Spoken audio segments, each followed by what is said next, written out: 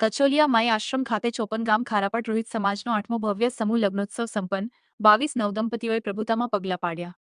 શ્રી ખારાપાટ રોહિત યુવા વિકાસ સંઘ પાટડી દ્વારા આયોજિત ખારાપાટ પરગણાના 54 ગામ રોહિત સમાજનો 8મો સમૂહ લગ્નોત્સવ કચોલિયા સ્થિત માઈ આશ્રમ ખાતે ખૂબ જ હર્ષોલ્લાસ સાથે સંપન્ન થયો હતો.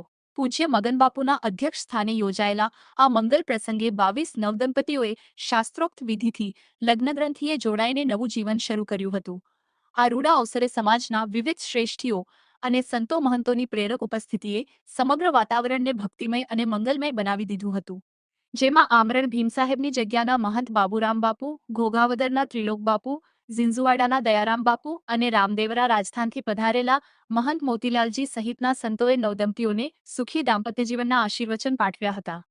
આ સામાજિક પ્રસંગમાં પાર્ટી મામલતદાર હરેશ અમીન, બેંક ઓફ બરોડાના મેનેજર ગોહિલ સાહેબ, અગ્રણી એન.કે. રાઠોડ, ભરતભાઈ સોમેરા તથા આસપાસના વિસ્તારના સરપંચ સહિત અનેક મહાનુભાવોએ હાજરી આપી નવપરિણીત યુગલોને પ્રોત્સાહિત કર્યા હતા.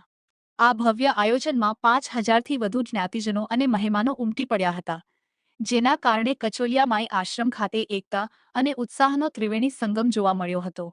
શ્રી ખારાપાટ રોહિત યુવા વિકાસ સંઘના સભ્યો દ્વારા કરવામાં આવેલી સુંદર વ્યવસ્થા અને મહેમાનોના સહયોગથી આ 8મો સમૂહ લગ્ન મહોત્સવ સમાજ માટે એક પ્રેરણારૂપ ઘટના બની રહ્યો છે. SX24 ન્યૂઝ ગુજરાતી સાથે મીનહાજ મલિક, સુરેન્દ્રનગર.